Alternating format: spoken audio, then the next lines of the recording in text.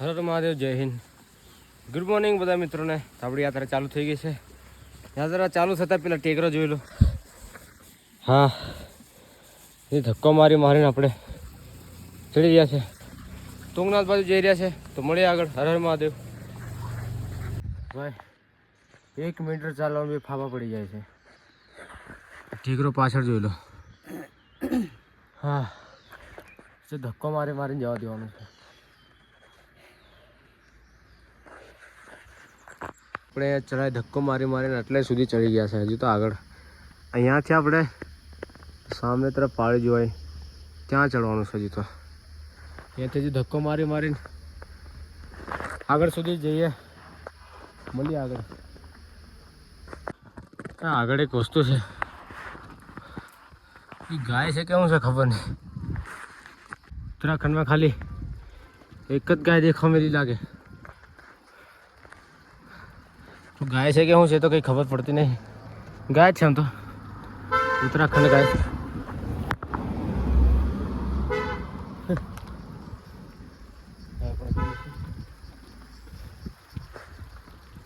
ભેંસ હતી કે ગાય ખબર નહીં.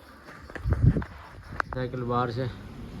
પોલીસ ચોકીને આપણે અહીંયા આવ્યા છે નાસ્તો કરવા માટે. ડીશની કિંમત છે 150 રૂપિયા. આપણે એક જ માં બંને ખાઈએ થોડુંક ખાઈને પછી આગળ નીકળે. કેમ કે હમણાં હોટલમાં ગઈ નીચે તો કંઈ હોટલ નથી. નાસ્તો કરીને પછી પાછા આગળ મળીએ. ચડાય તો જુઓ. અહીંયાથી ચડવાનું પછી અહીંયા સામેની તરફ આ ગાડી જાય. જો આગળથી અંદર ચડવાનું પછી અહીંયાથી જાય. ઓ બાપરે. હા ભાઈ વરસાદ પાછો છાંટા ચાલુ થઈ ગયા છે. થોડીક વાર તડકો કાઢે, થોડીક વાર વરસાદ પડે. મોસમ ભાઈ કંઈ કહેવાય નહીં. ભાઈ રસ્તામાં પણ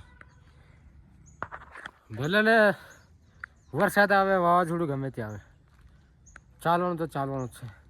તુંગનાથ જવું છે તો જવું જ છે. એ ચડાય સામેની તરફ ગાડી જો બધું ઢાકેલું છે. આપણે હજુ તો ચડવાનું છે. જો વાતાવરણ પાછું ખરાબ છે. કંઈ વાંધો નહીં, જેટલું જવાય એટલું. અંદર મેગી. હાલો મેગી ખાવા.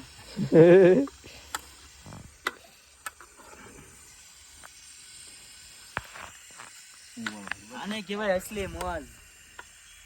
પહાડોમાં મેગી. કારના મેગી લઈને ફરતા હતા અમે. આપણી જોડે નહોતું કંઈ ગેસ સિલિન્ડર. અને ભાઈ જોડે આપણે યુપીના ભાઈ છે, એમની જોડે આપણે મેગી બનાવી જોડે ખાઈ લઈશું.